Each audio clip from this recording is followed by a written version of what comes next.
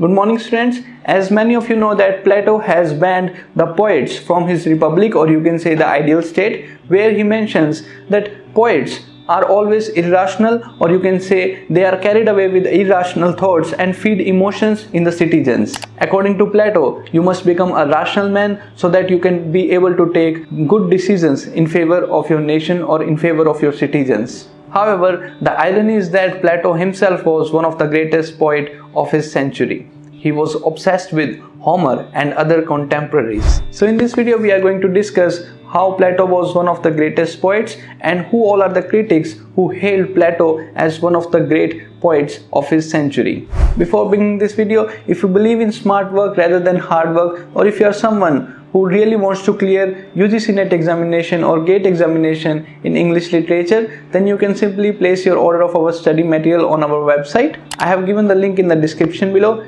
Click the link to know more about our smart study material. Now without any further delay, let's begin this video. As I have just mentioned, Plato banned the poets just being an irrational citizen of an ideal state. Plato himself was a great poet. If you read the Ion or Symposium or Phaedrus written by Plato, you will see that Plato was obsessed with Homer and he has himself used figure of speech, ironies and figurative language. Another thing we cannot take for granted, that is, it is very much easy to read Plato rather than reading Aristotle. Aristotle was a true philosopher and it is very difficult to read a philosopher. Michel Foucault was a French philosopher and most of the works of Foucault were translated after so many years in English language.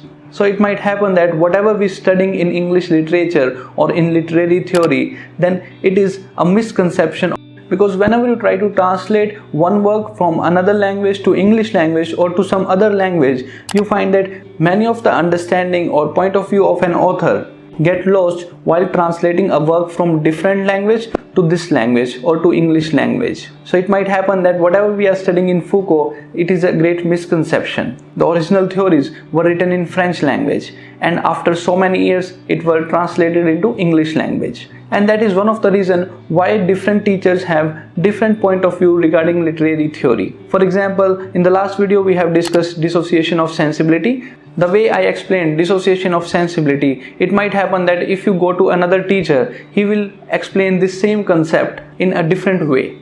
So the understanding of philosophical subjects differ from one person to another. Whatever philosophies we read in English language is twice removed from the reality. What I want you to understand is that it is really difficult to read a work of a philosopher, and it is more of a challenge whenever you read a philosopher from different language to a translated language. So it is difficult to read Aristotle, but it has never been difficult to read Plato, because Plato was not a philosopher but a poet. You will find Plato using witty statements, ironies, allegory. For example, allegory of horse in his work Phaedrus, or you can say personifications he used in his work Symposium.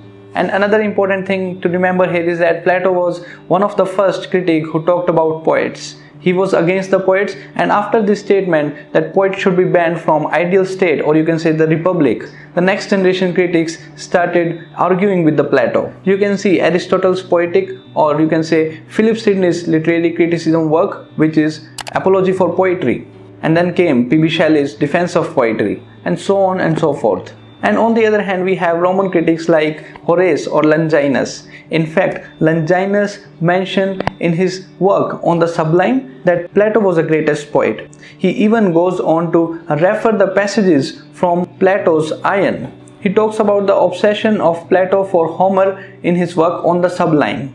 Plato was under the anxiety of influence, which was later stated by Harold Bloom in his reader response theory. So according to Longinus, whenever you read Plato's work, you will feel ecstasy and you will feel that a poet is talking to you rather than a philosopher. Later on, when we study American literature or modern literature, we find that it was Ralph Waldo Emerson who was the first critic of American literature. His work, The American Scholar, is one of the greatest work of American criticism. He was a founder, or you can say a member of Transcendentalist movement in America. So he is also one of those critics who said that Plato used ironies and symbols in his language. Plato was always been equipped with instruments and skills that a poet must have. So you can say that it is a great irony that Plato himself, being a poet, was banning the poet from the ideal state. So I hope you understood how Plato used the figurative use of language to explain his own point of view. If you find the video worth your time, then don't forget to subscribe the channel for more updates on English literature. That's it for this video. Thank you.